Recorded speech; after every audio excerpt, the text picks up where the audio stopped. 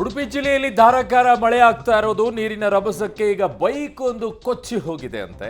ಸ್ಥಳೀಯರಿಂದ bike ಸವಾರನ ರಕ್ಷಣೆ ಮಾಡಿದ್ದಾರೆ. Bike ಸಮೇತವಾಗಿ ಸವಾರರು ಕೊಚ್ಚಿ ಹೋಗ್ತಾ ಇದ್ರು. ಈಗ ಸವಾರನ ರಕ್ಷಣೆ ಮಾಡಿದ್ದಾರೆ, ಬಟ್ ಬೈಕ್ ಮಾತ್ರ ಈಗ ರಕ್ಷಣೆ ಆಗಿದೆಯೋ ಇಲ್ಲೋ ಗೊತ್ತಿಲ್ಲ. ಇಂಥ ಹುಚ್ಚಾಟವನ್ನ ಮಾಡುವಂಥವ್ರಿಗೆ ಇನ್ನೇನು ಹೇಳಬೇಕು? ಯಾಕೆ ರಕ್ಷಣೆಗೆ ಹೋಗ್ಬೇಕು ಇಂಥ ಹುಚ್ಚಾಟವನ್ನು? ಅಷ್ಟು ನೀರು ಹರಿತಾ ಇದೆ ನೋಡಿ, ಅಲ್ಲಿ ತೊಗೊಂಡು ಹೊಡಿಬೇಕು ತಾನೇ ಅವರಿಗೆ. ಎರಡು ತಲೆ ಬೇಡವಾ? ಅಷ್ಟು ನೀರು ಹರಿತಾ ಇದೆ, ಅದ್ರಲ್ಲಿ ಬೈಕ್ ತೊಗೊಂಡು ಹುಚ್ಚಾಟ ಮಾಡಕ್ಕೆ ಹೋಗ್ತಾರೆ. ಯಾರಾದರೂ ಸಾಯಕ್ಕೆ ಹೋಗ್ತಾ ಇರೋದು ಅಂತ ಕರಿಬೇಕಿದೆ. ತುಂಬ ಕಠೋರವಾಗಿ ಹೇಳೋದಾದರೆ ಅವನು ಬದುಕಕ್ಕೆ ಹೋಗ್ತಿರೋದಲ್ಲ, ಅವನು ಸುಸೈಡ್ ಮಾಡೋ ಅಟೆಂಪ್ಟ್ ಇದು ಅಂತ ಹೇಳ್ಬೇಕು. ಕೇಸ್ ಹಾಕಬೇಕು, ಅವನಿಗೆ ಅಂಥದ್ದೇ ಕೇಸ್ ಹಾಕಬೇಕು. ಆತ್ಮಹತ್ಯೆಗೆ ಪ್ರಯತ್ನ ಪಟ್ಟಿದ್ದ, ಈ ರೀತಿಯಾಗಿ ಬೈಕ್ ತೊಗೊಂಡವರಿಬ್ಬರು ಇಬ್ಬರ ಮೇಲೂ ಕೇಸ್ ಹಾಕಿ ಫಸ್ಟ್.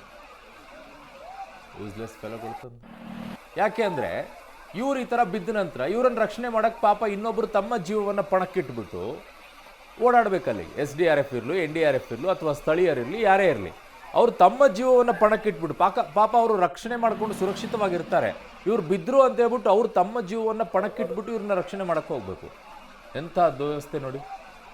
ಕೊಡ್ಬೇಕೆರಡು ಕೇಸ್ ಹಾಕಿ. ಇನ್ನೊಂದ್ಸಲ ನೆನಪಲ್ಲಿ ಇಟ್ಕೋಬೇಕು, ನೀರಂದರೆ ಹೋಗ್ಬಾರ್ದು, ಹಂಗಿರ್ಬೇಕು.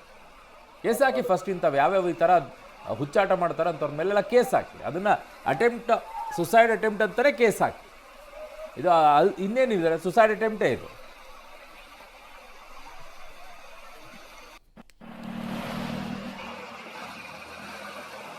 ಹೌದು.